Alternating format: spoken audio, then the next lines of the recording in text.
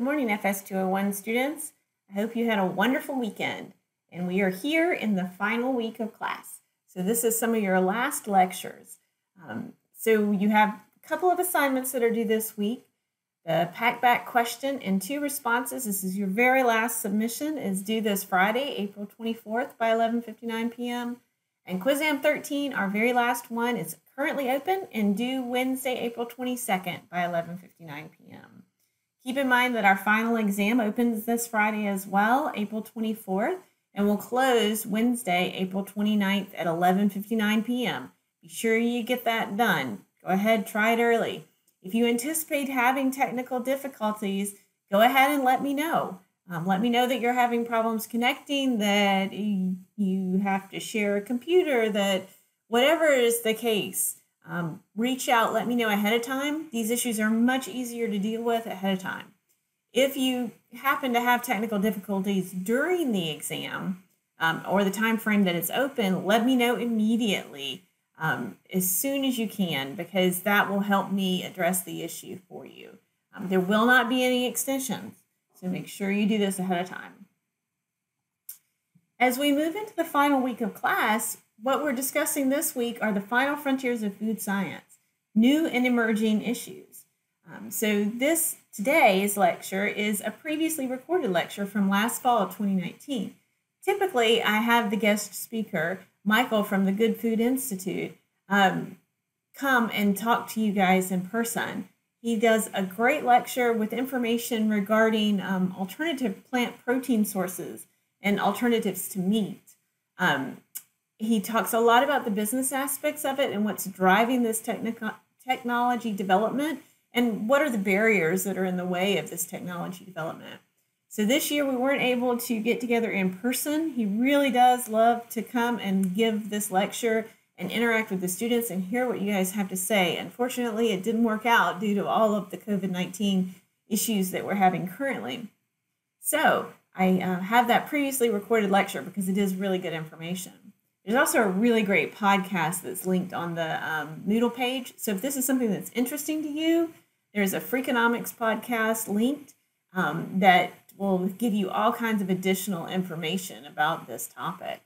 On Wednesday, our lecture is going to be from Dr. Lisa Johnson, and it's focused on food waste and sustainability, which is an area she's currently working on.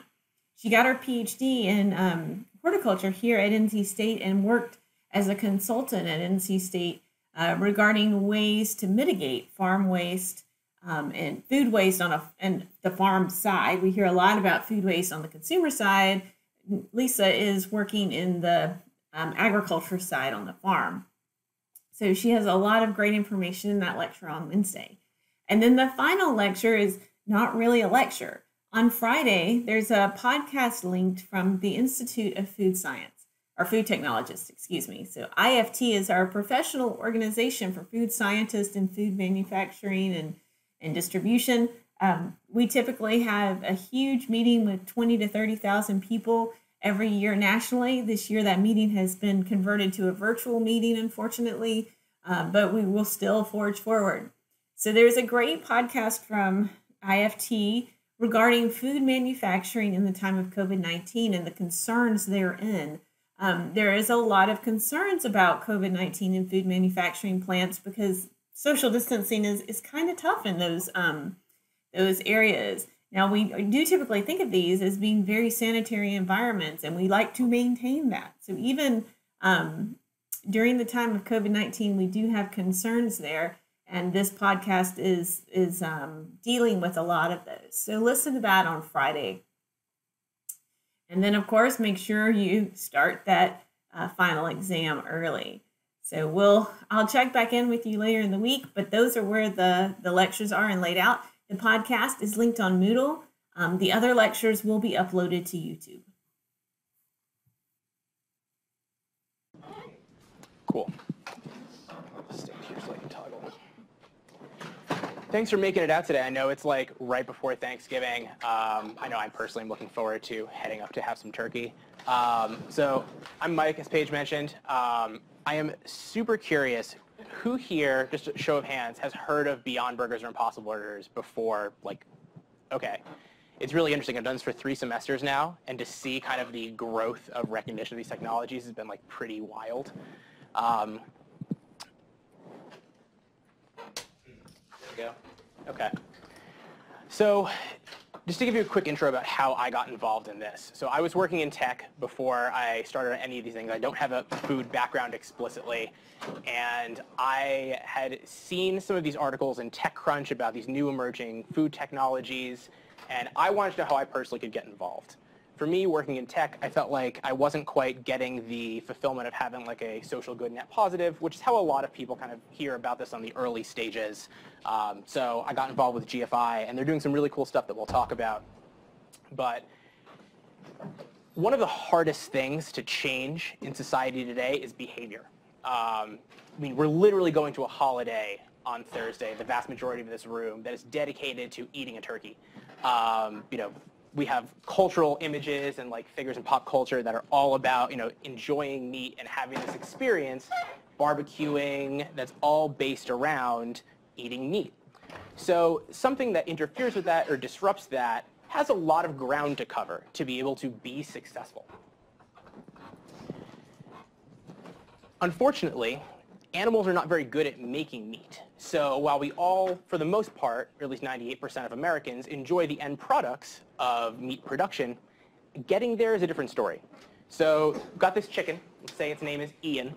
How many pounds of chicken meat do you think Ian will produce if given 9 pounds of grain? Let's call it out. 2. 1.5. Half a pound. Just 1. Pretty close, though. Yeah. So keep in mind that most of this animal feed is stuff that people could eat too. So for any other equation in, you know, business or biology, these are not good yields. But before a few years ago, this was the only mechanism that we had to get that output. So some scientists got involved and they figured, how could we get those same outputs with something that was a better process? And that's where these technologies come in. Animals are efficient at creating meat, and there's a lot of other downsides that come with the meat production step too. I'm going to hit you with some existential stuff right now. So up in the top left, who knows where this is? Have anyone seen this image before? This is off the coast of Carolina during Hurricane Florence. So there are a lot of really great like farms and agricultural communities out there that are running things in an eco-friendly way. But as many as there are those, there are many that are not. A lot of concentrated feed operations have a lot of animal waste runoff, and they're not kept in ways that necessarily don't mean that when there's heavy rainstorms, they're not going to run into our rivers and drinking supply water and oceans. There's a lot of harm that comes from that, as you can imagine, but that's a conversation for another day. Food security. There's a lot of people going hungry in the world. If we're feeding 9 units of grain into getting 1 unit of meat, and that is something that's a high demand product, that means that there's a lot of food that we're not giving to hungry people that we otherwise could be. If you ever want to get super a need to stay up late at night worrying about something, antibiotic resistance is a great one to do. So 70% of all antibiotics are used on livestock and animals. So if we hit a point at which, and this is something that actually is possibly projected for like 2050s, 2060s, we hit a certain threshold of antibiotics in our systems, that means that we won't be able to resist superbugs as they evolved. And common things just like taking antibiotics when you're sick, that will not be effective anymore, which could induce a new plague-like scenario. So pulling back antibiotics from meat production means that we will have more timelines to work with that. And the last one is animal welfare. This is a personal choice for many people. Whether or not animal welfare is something that motivates you or doesn't motivate you, it is a reality of, you know, if you're consuming meat, your meat comes to you from somewhere. So if it's something you want to make an impact on, then we're going to talk about ways that you can make a change in that way. So where do we go from here? I just hit you with a bunch of sad stuff. What is the possible positive? Option 1 is eating less meat. Unfortunately, as you can see from these graphs, this is a US population. Only about 2.5% of Americans are vegetarians or vegans. And the trend line is not optimistic. There's a little bit of an uptick, but not enough to meet the demand for meat in the next, like, say, 50 years. Because the population is going to increase. That means people want more meat. Countries like India and China are becoming more wealthy and also thus demanding more meat. Just eating less, even if you do it personally, probably isn't going to make a difference. So it breeds the second option, finding some way to produce that same product in a way that has less downsides, but all the same upsides when you're eating it. So we're going to talk about two different ways today. First being plant-based, so those Impossible Burgers that you heard about, and one that's an even more emerging piece of technology called cultivated or cell-based or clean meat. Starting with plant-based, though, so this is a food science class, so you probably know some of this already. You're looking to extract some certain plant protein concentrates from common plants, soy, peas, wheat, all things that you'd see grown heavily in the US already. You add in some things to formulate it, add in some binders, some fats, some things to make it more flavorful. And then oftentimes it's put through what's called an extruder, which changes the protein texture from a globular state to a fibrous state, which gives you the mouthfeel experience of actually eating meat. So if you've had an Impossible Beyond burger, it tastes very different than like the black bean burger that you might have had before in like the old veggie burger days. That's explicitly because they use extrusion to change the protein content. And what you get is something that looks pretty similar to a burger. If you were shown this without any other frame of reference, I would guess many of you would have a hard time guessing if this is a plant-based or a conventionally created burger. Dive quickly into the technology of cultured meat. So what you want to do is take an animal, a living animal, and extract an adult stem cell called a satellite cell from that animal. That cell can then be proliferated. So you take the actual cell itself and you put it into what's called a bioreactor, and you give it the same conditions as you would give an animal's body to be able to grow and replicate and basically create more of itself. So now you've got a bunch of these differentiatable adult stem cells.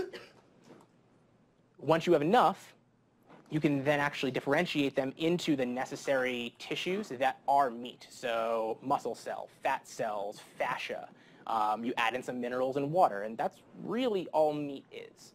So you're basically reverse engineering meat from a single or like probably a sesame seed sized biopsy of meat. Yeah, what's up? So you know how there's different cuts of beef, for example, would you do that with that specific process? That's a great question. So just to repeat it to the room, can you replicate different cuts of meat with this process? That's something they're working on right now. The process they have right now mostly produces what would be similar to ground beef, because ultimately as muscle tissue grows on your body or on any animal's body, you need a scaffold. In our case, that's bones. And actually achieving that scaffold adherence and actually making it replicate the muscle tissue in such a way that you have different cuts is a more advanced growing technique. But 3D printing is some really interesting inroads that they're making with cultivated meat right now in terms of how they can make that happen.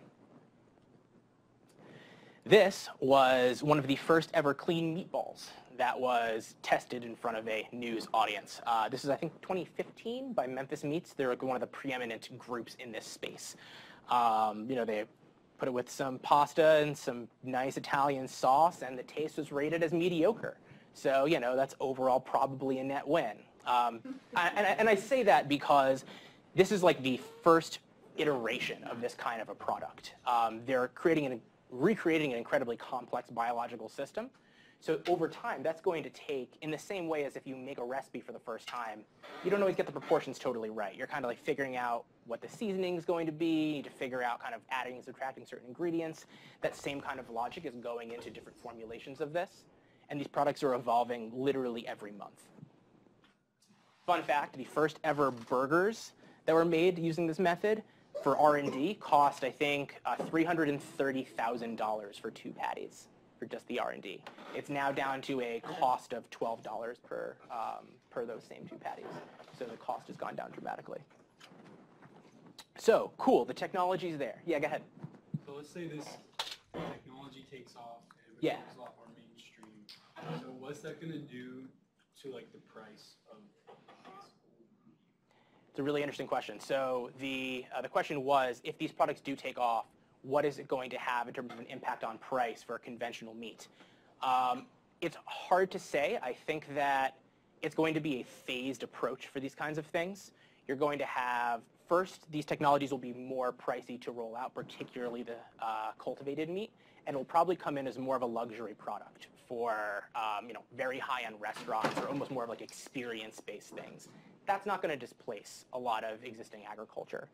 I think that if you hit parity on, we'll talk about these drivers later, but price, taste, and convenience, if you're lower on price, higher on convenience, and higher on taste, then that's when you're going to see a pretty disruptive shift in the market, as per any disruptive technology hitting any market in the U.S. So if it takes off, do you think the price of like real meat or whatever would go down, or do you think it would go up? I think it would go down initially, but we'll talk about this a little bit. A lot of the major meat companies are actually buying into this technology. So you may actually see blended technologies, so conventional meat and then also blended with these other things. But we'll get there. Yeah, what's up? And what has been like the public's kind of reaction to this type of meat Because do you think it will be a popular thing that will be accepted? Because my first reaction to it is kind of not that positive at first, like cultivated meat. But so many people had a negative reaction initially. Yeah. Plant-based meat has had a very interesting effect on cultivated meat's acceptance because, and we'll talk about meat lobbies a little bit later as well, but a lot of people did not like the thought that meat could come from another place than conventionally farmed animals. Yeah. There's certain, cognitive dissonance that goes into that, but I think that the acceptance is growing in a trend where people are more open to it, particularly amongst millennials. Yeah. And people that were wanting to reduce their meat consumption already, but just couldn't deal with bad black bean burgers. Yeah. So we'll come back to that. There's some interesting slides. I want to talk about the market opportunity, though, because all these things, in order to be successful, there has to be a market. Like, I can hook a toaster into my car, but no one's going to want that. So, like, in terms of the major meat market, it's pretty huge. The global meat market is over $1 trillion. In just the US alone, it's $220 billion. So there's definitely opportunity to capture some of that. And investors are very interested in doing that. Alongside that, the demand for meat is only going to increase. As I mentioned before, you've got countries that are becoming more wealthy and demanding more meat. You have countries that are also losing some of their historically religious reasons why they were vegetarian, because as they're getting more wealthy, they want to, become more westernized and have more meat, as it's such a deep part of our culture. Unfortunately, we've already maximized what we can do to animals to make them yield more meat. We've fattened chickens to a point where they cannot live and produce more meat than they already have based on selective breeding and other things. Additionally, we're using a lot of land already, and we don't have much more room to grow to get the same linear returns on that. So even if we tried really hard and kind of did a linear growth pattern on conventional meat production, it still wouldn't meet the demand, and people would either not be able to get meat or would just starve. So there has to be some other technology that fills that gap. So whether or not this is even necessarily something that people would want right now, my view from looking at the data is that it may become an inevitability, or at least some technology to meet that gap of demand would become an inevitability. So let's talk about the drivers. We've talked about the technology, it's there. The market opportunity seems to be there. So what would make people actually change their behavior to going from eating conventional meat to eating these different alternate protein products? The first one is taste. You might think, if you kind of reflect on it, why did McDonald's and Burger King not roll out a veggie burger before the Impossible Burger? The reality is because they just weren't that good. They just didn't taste very good. And the experience that a fast food restaurant is trying to give you is eating something that is really delicious, really cheap, and really easy to get. I don't think these plant-based products really still hit that hit the price point yet. But in terms of taste, they're pretty close. If you've had them, it's pretty hard to distinguish unless you're doing a side-by-side comparison which products are which. Fun fact, I actually just got married and we served Beyond sausage and burgers at my own wedding for like a barbecue grill out thing. People had no idea. It was a really fun little experiment that I got to run. An estimated 70% of Beyond Burger consumers are not vegetarians or vegans, and that is something you probably could not say about almost any other legacy veggie burger or kind of like a veggie thing, because they just don't taste nearly as similar. You don't get the same experience of eating meat as you do from these products. Along the lines of acceptance, these are the trends that we're starting to see. If you look back 15 years ago, you never had people that weren't already concerned about reducing their meat intake consuming these products. As we start getting things that are more similar, you start seeing different demographics being more willing to accept them, namely millennials and flexitarians. This is a pretty standard innovation curve. So I am pretty much expecting to see us moving into the early majority adoption patterns of at least the plant-based products within the next 5 years. Cultivated meat would probably start back here and kind of grow in a similar pattern, but at a faster trajectory because the technology is getting more traction and more press than it otherwise would have if plant-based didn't exist. Price is a pretty obvious one. People want to buy things that are cheaper. The products that I'm talking about today are not there yet, and I think if they're going to be successful, they pretty much need to come down in price, which is pretty much the major component that a lot of the companies are working on right now. A lot of more conventional protein-based products have come down in price. A lot of these more plant-based things like yogurts, milks, butter, they're pretty competitive now, and they're also capturing a lot more of the market share than they had 10 years ago. The last major driver is convenience. The Impossible Burger being rolled out at Burger King was an incredible step forward for these products because it gave the ability for the average person to order it without having to find a Whole Foods somewhere in their community. These are now rolled out nationally, soon to be globally, and spoiler, McDonald's might be launching something soon as well. So once you have those two in terms of prevalence, convenience is pretty much already there. I say price, taste, and convenience because we've done a lot of consumer research at GFI, and things like health and a lot of the other things that maybe we might think we care about are not as important to the average consumer. They fall second to those major three levers. So if you're going to ever try to make a product in these spaces, that is something that I encourage you to consider. Surprised no one raised their hand on the processed part of these. Has anyone heard that critique of Beyond Impossible Burgers that they're heavily processed? Yeah. So I actually think that's a really fair point. We'll actually get to a slide about it pretty soon. But the companies have explicitly not gone after that because of these three market drivers. So let's talk about the obstacles. If you know anything about cultivated meat production, you might have heard some of these things before. But the actual medium in which cells can grow is a very tough technical scientific challenge to crack. Who's heard of fetal bovine serum? Yeah, it's a really interesting piece of technology. It's very expensive. If you are one who skews in the I'm eating this because it's ethical direction, this is probably not the route for you for growing these products. It is probably the single biggest technical challenge that the cultivated meat producers are trying to overcome right now. If they can find something that is cheaper and more ethically sourced, then I think you're going to see these go to market a lot faster. Flavor is another thing too. If you have tried side by side, it's still not perfectly there yet, particularly for the cultivated meat products. There's a lot of reformulation that needs to happen to get it to actually achieve full parity. And the last part is exactly what we talked about over on this side of the room with the scaffolding.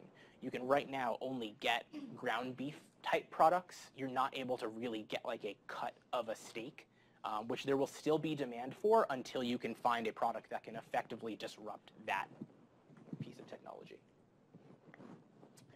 Additionally, what is completely expected, the conventional meat and agricultural lobbies have had pretty much a run of their meat production techniques for pretty much as long as humans have figured out animal husbandry.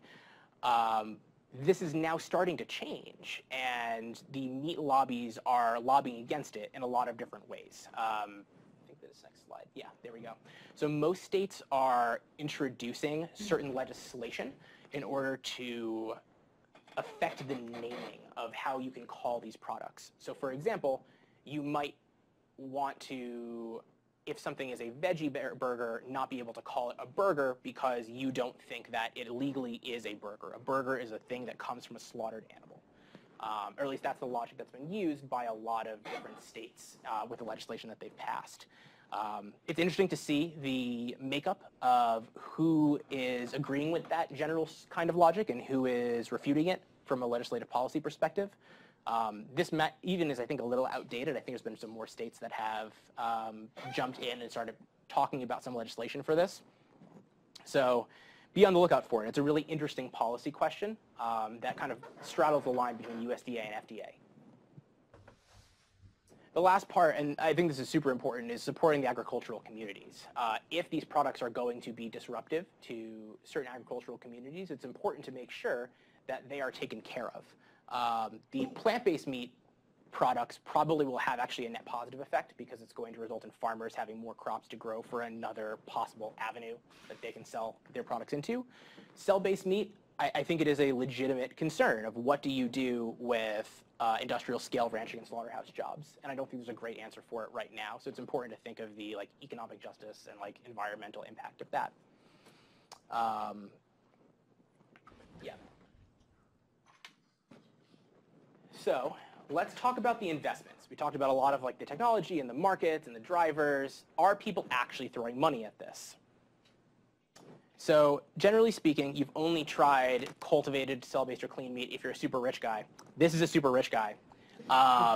And he's quoted saying that in 30 years or so, he believes we'll no longer need to kill any animals and that all meat will be either clean or plant-based, taste the same, and also be much healthier for everyone. So this kind of hits all of the possible drivers that we talked about before. Funny story, there's a picture recently was taken with Richard Branson and Uma Valetti, the CEO and founder of Memphis Meats. They're chilling on Richard Branson's yacht and eating cultivated meat together. That meal probably costs more than my life. So just a really interesting kind of depiction of this new technology amongst some of the investors. Even 3 years ago, this was the landscape for companies that were thinking about stuff related to this. Memphis Meats, which is the industry leader, was there. Modern Meadow was doing some clean meat work, but they were at this time still pivoting towards doing something with leather instead.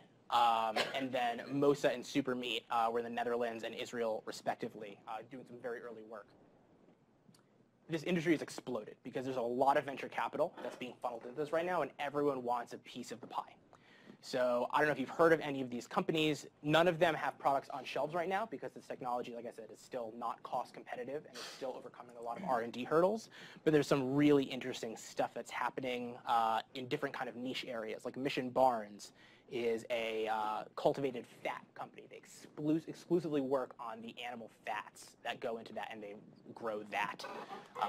Wild Type is actually a pet food producer for cultivated meat. So you can think of all the different possible downstream applications and midstream of these products and how there can be ways to get involved.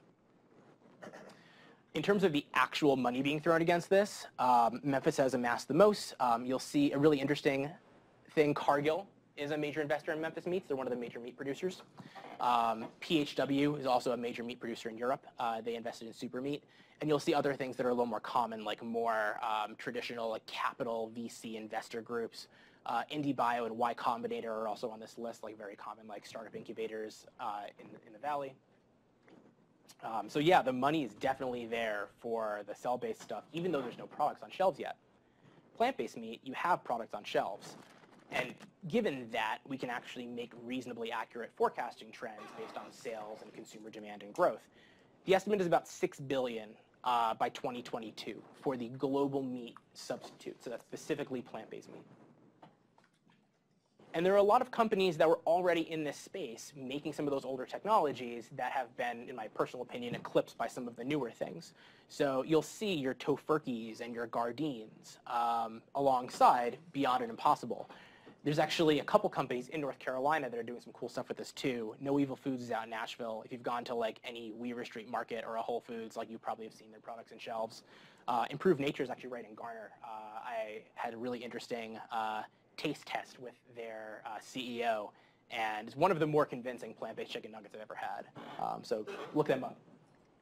They're actually graduates out of this department. Are they really? Mm-hmm, some of them. David never told me that. I don't know if it's David. Okay. Several of the guys that work there are. Yeah, yeah, they're super nice, and the facility's great. If you take a look at like a couple examples, like very specifically, these are probably the market leaders, and you've got major investors. You probably know who this guy is. Tyson was a major investor in Beyond Meat, but they actually pulled out recently to go pioneer their own product in this space as a competitor. I like this chart because it really kind of talks about a lot of the possible elements affecting scale and growth for these industries. So if you take a look at our as-is situation against the estimated situation in 2018 versus 2030, you can kind of take a look at all the different elements that make up meat production. And this is one particular analysis that put them all side by side. There's a lot of upside on the newer technologies that the conventional meat technologies don't have for a lot of the reasons that we discussed today. I encourage you, by the way, if this slide is something that you disagree with. I know I personally actually have some points of contention with some of the rows. Take a look at the A.T. Kearney analysis. It's actually one of the better ones I've seen that takes a look at a high level of all of the different elements that affect the production. Y'all are a bit young for this, but any of you invest in Beyond Meat? Parents did. Yeah, if they sold out when it was at its high, then I'm sure they're very happy. But I actually really wanted to, but I was an insider, so I couldn't. I was very sad. This has had a really, really interesting market trend, which I think really accurately illustrates some of the consumer acceptance points we discussed earlier. So Beyond Meat, when it IPO'd, it was the most successful IPO of 2019. It hit $250 at its max, and I think that was around 60-something down there. Then a lot of legislation and major talking points came out against the technologies around the health concerns, and it's taken a bit of a nosedive. Right now, if you look at a lot of the stock analyzers, it's in buy mode because of a lot of things I said earlier. These technologies are currently set to replace fast food, which is not really an analog to your average hamburger. If you're looking at the health concerns and health quality of eating a Whopper versus an Impossible Whopper, they're pretty equal. And if you actually do a side-by-side comparison, there's a lot to actually unpack here, but the things I want to call out are the sodium and the protein. So any of the veggie burgers are dramatically higher in sodium than the conventional ground beef burgers. And I think that the next big technical hurdle from a formulation perspective for these companies to make a difference on, as food science people, is figuring out how to achieve that same taste profile without the sodium. I think the protein is something that's really exciting, though, because you're seeing pretty close protein parity between some of the newer burgers and the conventionally farmed beef. Protein and sodium are probably the two most important things as these products evolve in formulation to be able to actually really hit market parity. Maple Leaf Foods is a major meat producer in Canada, and they're actually rebranding themselves as a protein company because they're realizing that these technologies are making inroads, and they don't want to be just considered a conventional meat company. They want to be more of a multi-product company and organization. Fun fact, if you put vegan as a label on your food, it will sell worse. So if you take a look at all of these different things, some of which are totally meaningless in terms of actual concepts in actual food, they are received much better by consumers than vegan. Vegan has a very negative brand association with it, which is why a lot of these companies are branding themselves as plant-based products or protein companies, also why on Beyond Meat's Instagram you see them advertising burgers with cheese, because they do not want to be pandering solely to vegans. It's a small market, and it's a market that other consumers don't like.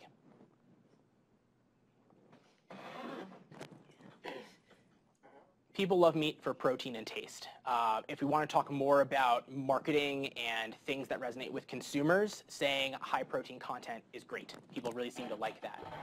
Saying that it is as tasty as fill in the conventional product, that also does very, very well. Focusing on some of the social good or ethical impacts of these products on the actual labels performs generally poorly. So we're going to make a slight pivot right now. I love this slide. Out of all of these possible plants, these are plants that you could use to make meat with and have been pretty actively explored. What percentage of all of the edible plants in the world do you think that people have explored for like actual plant-based meat or food consumption? Take a guess. Pretty close. 10. So only 10% of the edible formulation-ready plants have been actually tested or used for this concept, which leaves a lot of headroom for really interesting new developments and new products to be created in this space. One of my buddies, who's a GFI alum, is actually starting a plant-based dairy company using something called cow beans, which the irony is not lost onto me. But it's a very, very similar taste to traditional dairy. We've been focusing a lot on the same kinds of proteins and the same kinds of ingredients to make new products. I think it's really important to branch out and really explore, not only just within the US, but globally, what other kinds of proteins could be extracted for these products. If this is something that interests you, and that last slide piqued your interest, GFI has a whole mind map that talks about all the different kinds of plant-based meat products that are either being worked on or are in R&D stages, and like cool stuff you could look into. So I can follow up with you if you want to take a look after that. Let's fast forward in like 20 years. If these products take off, what would that look like? Here's like one possible vision of this. This is definitely pretty pie in the sky, but you can imagine having, kind of equal representation between animal protein and plant-based protein, no vegan labeling in sight. People can choose, what their protein products are going to be, kind of taking into acknowledgement price, taste, convenience, health concerns, allergies, whatever they may have, and it's super easy to get. So in terms of some of the new products in this space, take a look and keep your eyes peeled for some of these labels on the right-hand side. They're making some really cool stuff. Ahimi sushi is a really interesting one. It is a compressed soy tomato sushi that tastes disturbingly like tuna. So you can test that out probably in like a year or so when it goes to market. I think a lot of these have actually gone out. Good Catch burgers. They're kind of like fish alternatives that are fully plant-based. Corn nuggets have been around forever. And if seafood is your jam, we have a whole report that's dedicated to seafood alternatives and proteins in this space. Super easy to navigate to. All right, how are we doing on time? Cool. So let's just walk through a really quick impact summary. Conventional meat production is expensive in a lot of ways. In terms of land use, it takes up a lot of land. In terms of water consumption, there's a lot of water that goes into both the actual feeding of the animals and also irrigation. And carbon emissions are not great from the amount of biomass of animals that are living on the land that are producing GHGs from the food that we're getting. Plants are generally more friendly in that way. This makes me sad every time I see it. It would be really, really great if we could afford everyone the same opportunity economically and from a job security perspective in the world and not have this happen. I think it's really important to think about new ways to create jobs using these same communities and economies to be able to avoid situations like this. This is good for no one. The last thing is human health and antibiotics. conventional meat and organic meat both have bacteria. Animals live in conditions that are not ideal. Salmonella doesn't naturally happen on chickens. It comes because they live oftentimes, especially in concentrated feed operations, in their own excrement. If you're creating meat in a way that is innovative, different, and totally safe in a lab environment, you don't have any risk of that. I don't personally want to try chicken sushi, but you totally could. If you want to get involved in this, if this is something that has piqued your interest, you think it's really great, GFI does have a lot of interesting roles for new graduates. There's a bunch of different teams. It's a pretty diverse company with different roles. So science and technology, we basically have a lot of ex-benchwork scientists who are working to vet a lot of these new products from other companies and do kind of feasibility analyses and studies. The innovation team is all focused about helping new young startups grow and be successful. Corporate engagement is all about engaging McDonald's, getting them a Beyond Burger on their menu. Impossible, same thing. And the policy team is working to help make a fair and even regulatory landscape for these products and not letting the existing conventional products be automatically picked as the winners in the market from a policy perspective. We also have a startup manual. If you're an aspiring entrepreneur and you want a literal how-to guide of how to make a company in this space, done. Go check it out. Also try the products. There's some really interesting and cool stuff that, if nothing else, just try it and see what you think. You might like it better than the old products, and you might like it better than you think. Help spread the word and talk to people. I almost want to take this slide out now because everyone's heard of the Impossible Burger. But if you're going to Thanksgiving and Aunt Millie's not heard of the Impossible Burger, tell her to try it out. I'll leave you, we'll do some questions after, but leave you with one historical analogy that I think is really accurate here. So in the early 1900s in New York, horse and buggy was the major way of transporting people around the city. It was better than walking, and people needed it. However, it had one major downside: horse poop. There's a lot of horse poop, and it was not easy to clean. And the scale of growth in Manhattan made it so that if they did not find some way to produce an alternative to horse and buggy, horse manure would have been reaching third-story windows in 25 years. Which is terrifying to think about.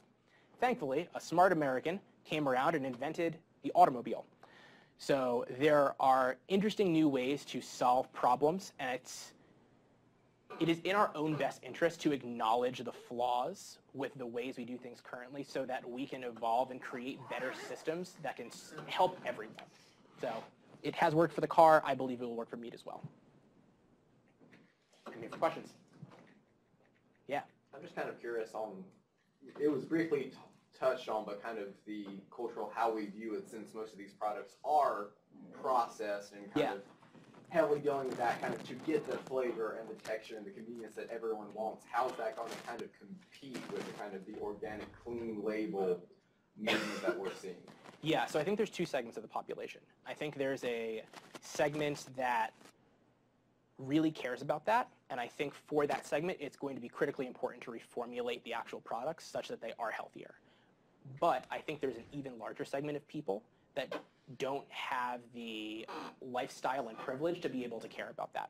I think that there's a lot of people for whom it's just like, I need food, and I am going to get food. If it is cheap, it is easy to get, and it tastes good, that is what they will get, which is why those are the primary drivers that I highlight.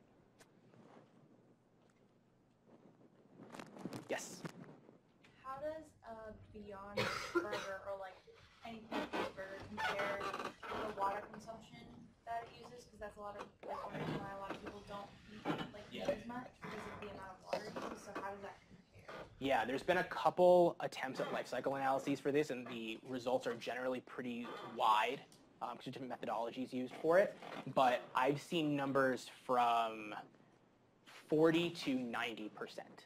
So it's definitely lower. In terms of how much lower, that's still kind of in contention.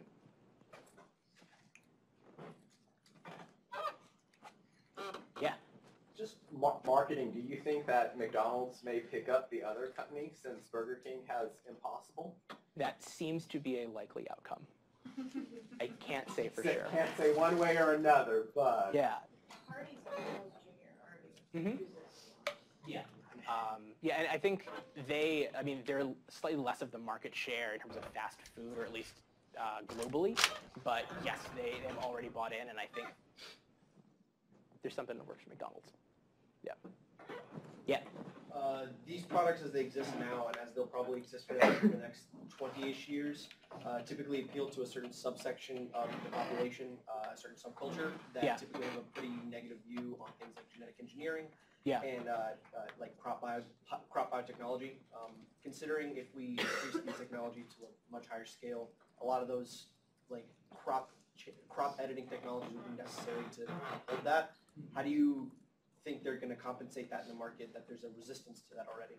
Yeah, it's been really interesting to watch that play out already, because if you look at the social media feeds of a lot of these products, there are a lot of people that are speaking up saying, this is genetically engineered, I won't eat it.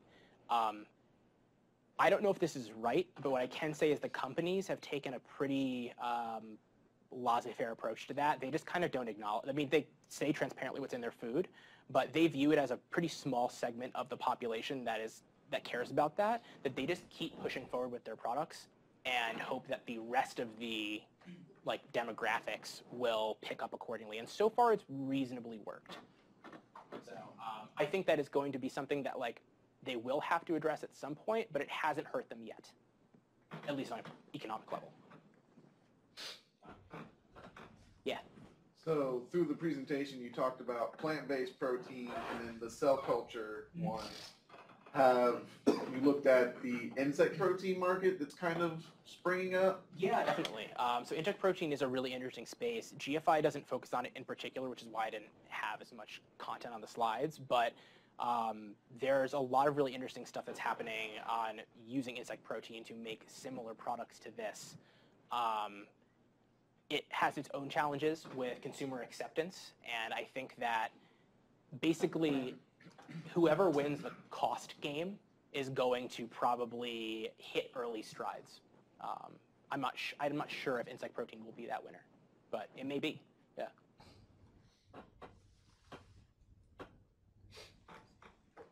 Could you speak a little bit to other animal products besides meats, like milk and eggs, things like that, dairy products? So there's some really interesting companies that are working to create alternative products to eggs and dairy as well, both in the plant-based and cultivated side. So you can use recombinant protein synthesis to actually spit out similar proteins using microorganisms to the ones that are in animal-produced products. So Geltor is an interesting one. They are a company that produces recombinant protein synthesized gelatin. They actually took the DNA of a mastodon and they like reverse engineered mastodon gelatin and ate it for fun, because why not? So there's some interesting stuff you can do with that. Eggs and dairy also have some cool stuff. Clara Foods and Perfect Day are companies that are working on that to be able to kind of just like find new approaches. Egg protein's albumin, like you can make albumin in other ways. You know, how can you figure out how to reverse engineer things that we commonly eat and just accept as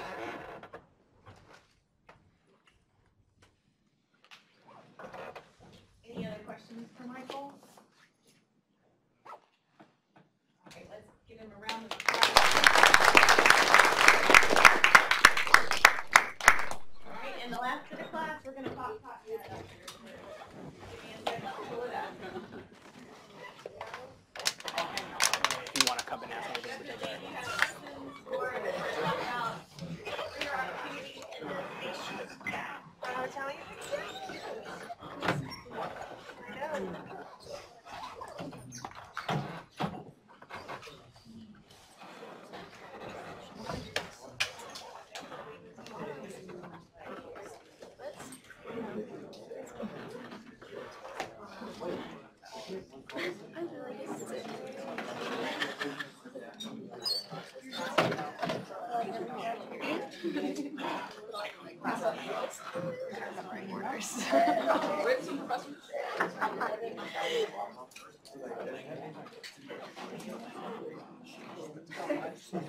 Show us what's Joe.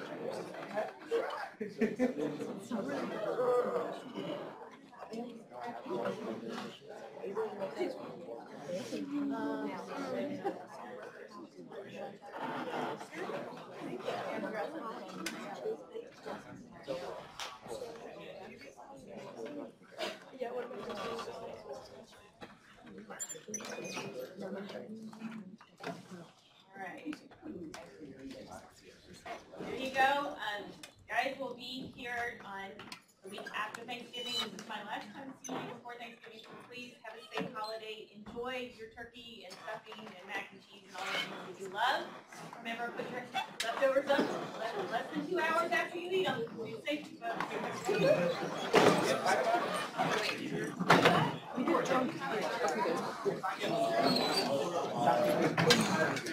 No. You're done.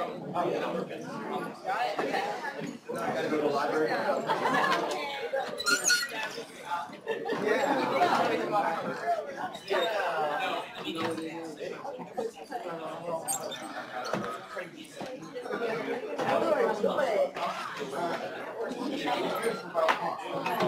That actually is not going to be the one that gets off me. The one that I was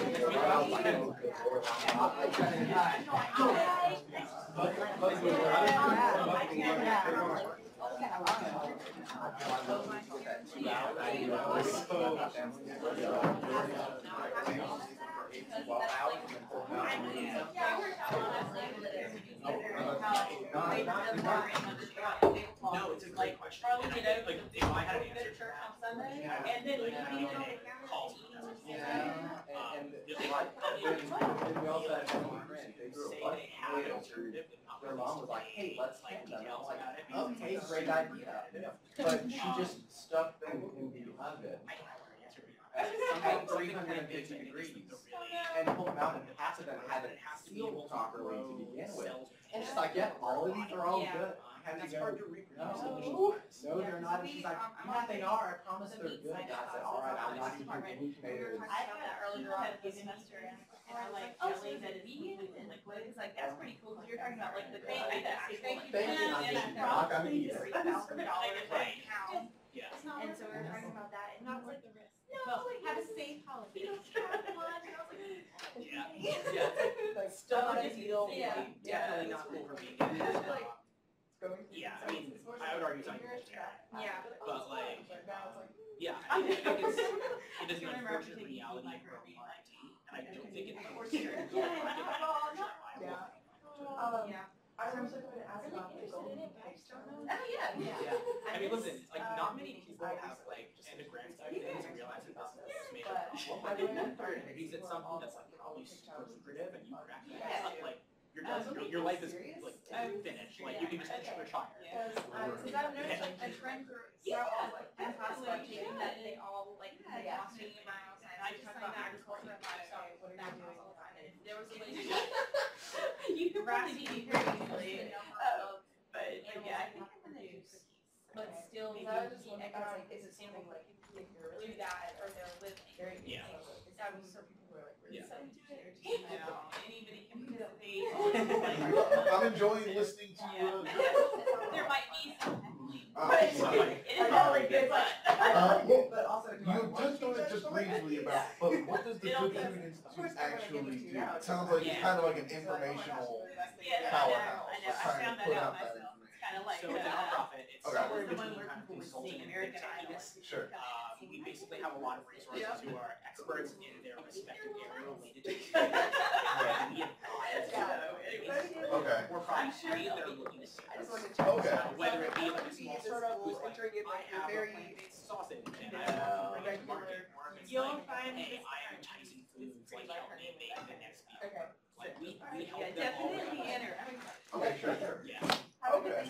That's very interesting. So that kind of explains a little bit of the whole, what you need to focus on. Like you're Yes. telling people, like, hey, I got this awesome plant burger. It's super healthy. Does it taste good? No. Fix it. Right, yeah, exactly. And I have this thing that tastes really awesome. Is it super healthy? No. Is that going to make it or break it? Unclear, probably not, but fix it anyway. You Right. know, like, yeah, Okay. stuff like that. It doesn't break it, it'll hurt its sales. Well, sure. Like. Yeah. But that's what I'm saying. Like, it's not.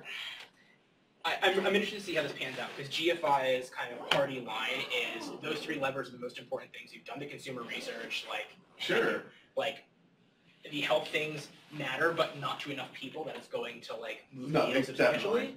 But like, you know, if you look at the public discourse, a lot of the people who self-select this and know what these products are and comment on social media. media are super like into this and really care about it. Right. So it's hard to parse out that discourse from the market data. So, yeah, no, definitely. No, I mean, I used to work in a restaurant and we had a vegan dish on the menu, and I could see, like, and we like rotated, but I could see that it started would sell more and more. I mean, it still was very small percentage, but like it's getting out there. Yeah. How are you? No, it's really interesting to see the growth. I'm really excited to see what new innovations come in this. Yeah. I think if they're able to reformulate the plant-based burgers to make something that comes down even half as much in sodium, I think this. Yeah, I didn't know they had that much sodium. That was crazy. And I will say, this is going to sound a little bit tinfoil hatty, but like the meat lobby has been lobbying really hard into that. On the fact that they have sodium? Yeah. I mean, I'm not surprised. If it gets to a point where it's comparable to meat, then they've got a lot to lose. So. 100%. And I think that and that's why I brought up the the economic justice aspects. I think there's a lot of communities that if cultivated meat is the thing that takes off, it's going to be really negatively impacted. And I think it's really important to think of creative ways to solve that. Rather than just being like, sucks. Sorry about that. Yeah.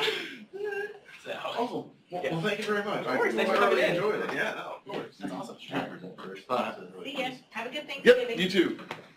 Well, thank you so much again. Of course. Always. I love doing such an this. interesting topic. Yeah, and like I said this before, but like it's evolved so much over the past year and a half. That, like every time I give this lecture, I have to change the slides out by like a third. So. Well, I can appreciate what you said about how many people have heard of it more and more hands every time. It's such an interesting way to kind of do an influence survey of knowledge. What do you think of the test? Fascinating if it hits a point where I have to get like after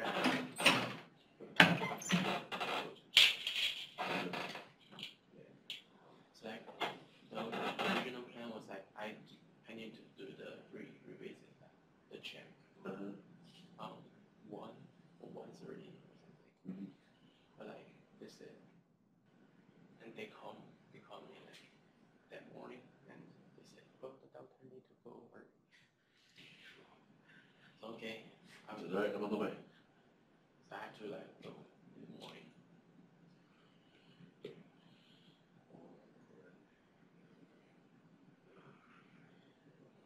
Well, at least you don't have to go back in.